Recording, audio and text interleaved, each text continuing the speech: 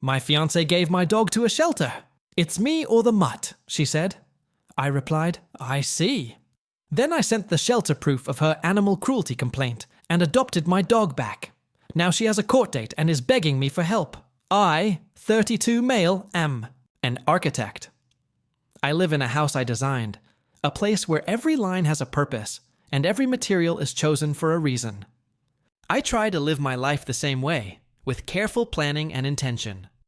I thought my future with my fiancée Jessica, 30, was my master blueprint. I've never been more wrong.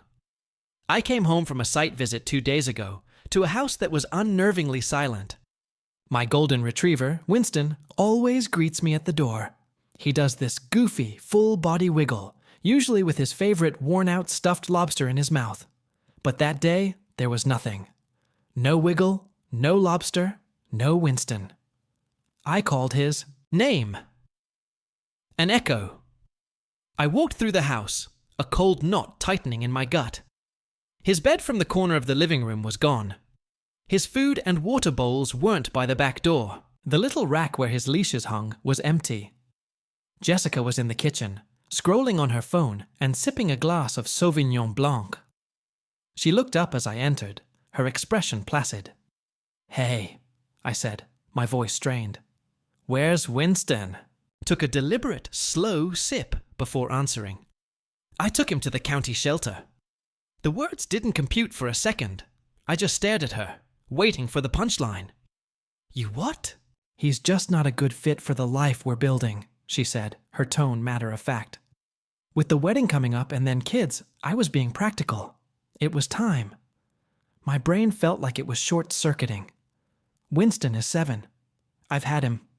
Since he was a fluff ball of a puppy, he's seen me through failed exams, my dad's cancer scare, and the stress of starting my own firm.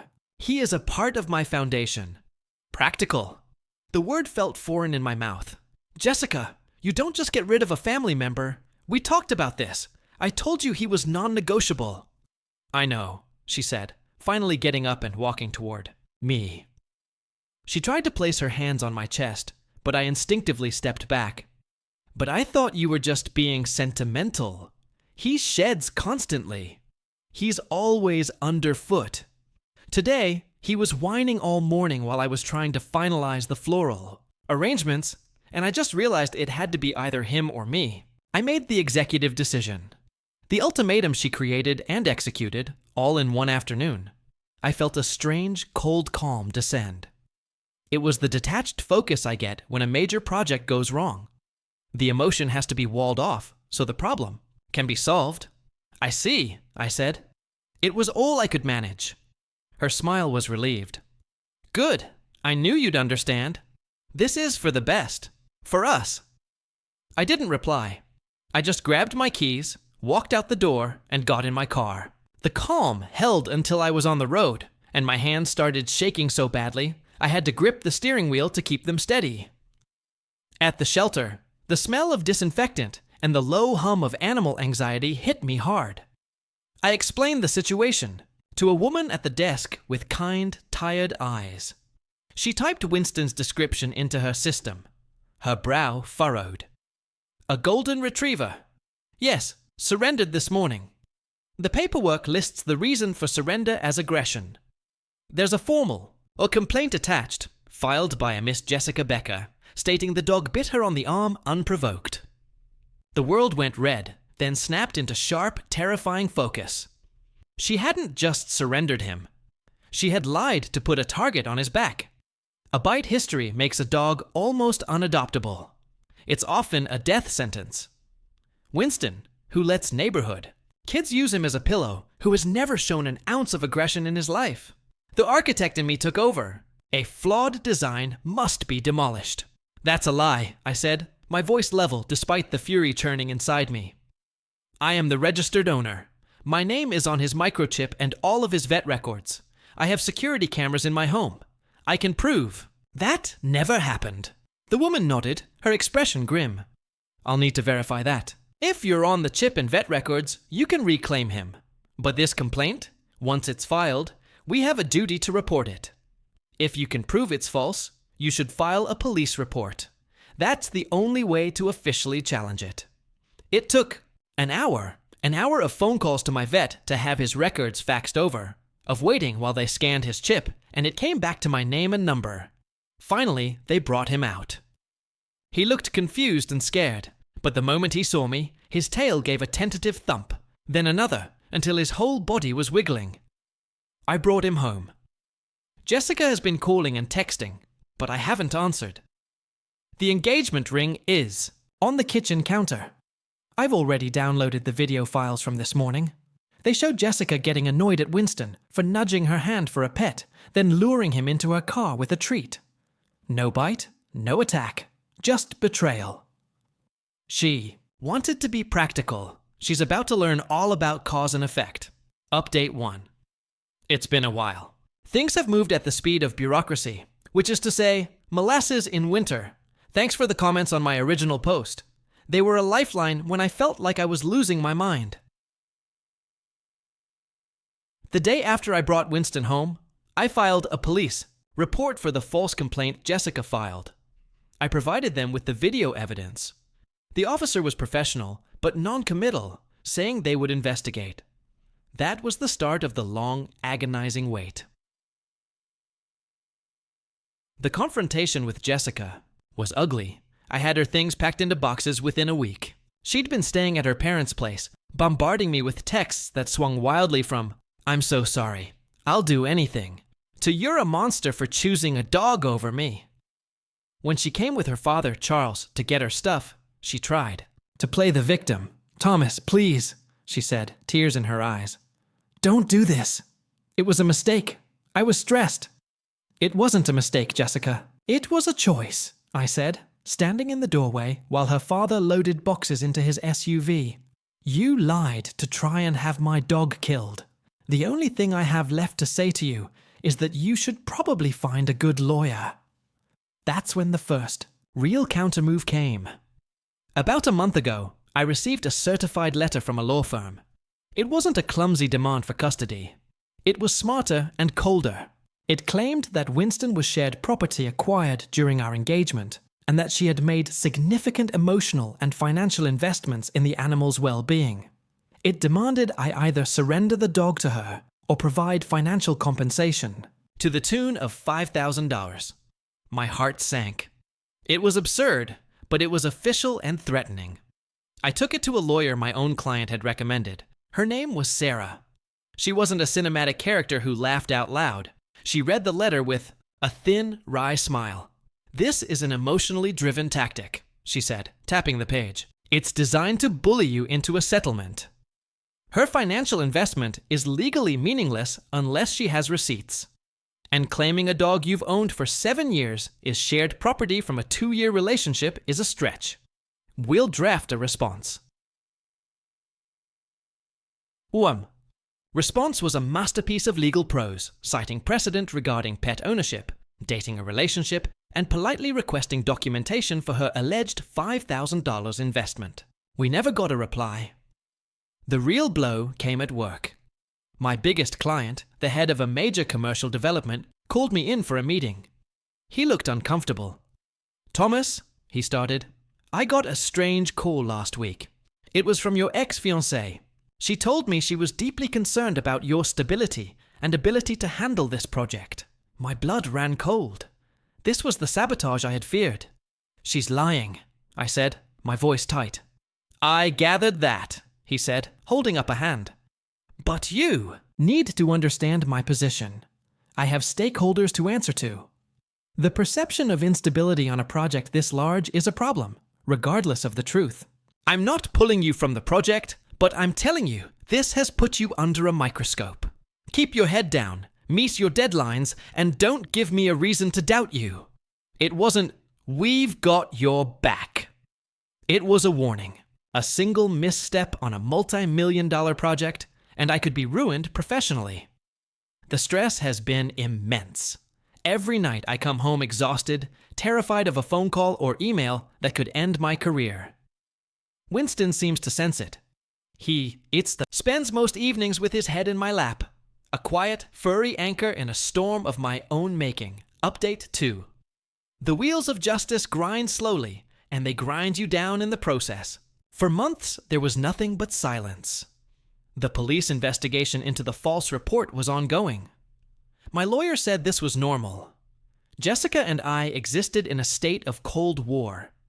Then, about 2 months ago, she escalated things in a way I never predicted. I was on a work trip for 3 days. The day I got back, I walked into my house and knew immediately something was wrong. The air was still.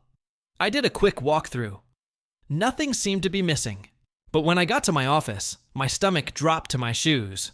My large, incredibly detailed architectural model for the community center, my passion project, the one my client was watching like a hawk, was destroyed. Someone had taken a hammer to it. The delicate structures were smashed, the landscape scarred. It was a ruin. Then I saw a note on my desk, on her floral stationery. I just wanted my grandmother's ring back. You left me no choice.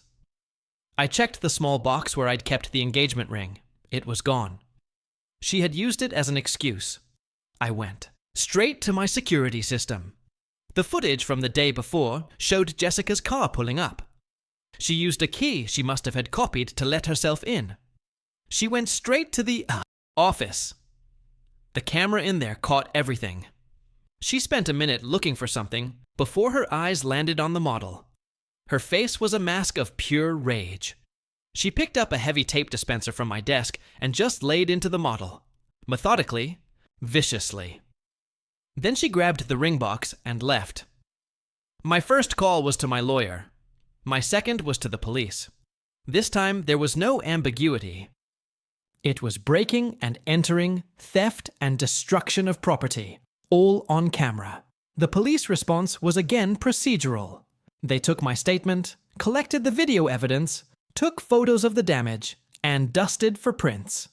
They didn't arrest her on the spot. An officer told me, "We have more than enough here. We'll refer this to the DA's office. They'll decide on the charges." Another wait began, but this time the stakes were higher. I had to go to my client and tell him my project model had been destroyed by my ex-fiancée. It was the most humiliating meeting of my life. I laid out the facts, showed him the police report number. He was silent for a long time. "Get me a new model," he said, his voice cold as steel, "and a report on any potential project delays. This cannot impact the timeline." "Understood?" "Understood," I said. "The last 6 weeks have been hell. I worked 80-hour weeks, fueled by coffee and rage, to rebuild the model from scratch. My team was amazing, but the pressure was immense. Winston was my only source of sanity. Every time I felt like I was about to break, he'd nudge my hand, reminding me what I was fighting for. 2 weeks ago, the DA finally filed charges. Jessica was arrested at her parents' house. It's all moving forward now, but I'm not celebrating. This whole process has cost me time, money, and peace of mind. There's no clean victory here. Final update. It's over. After a year and a half of legals, maneuvering, delays, and rescheduled dates, we finally had the trial last month. It was a consolidated case, filing a false police report, breaking and entering, theft, and misdemeanor destruction of property.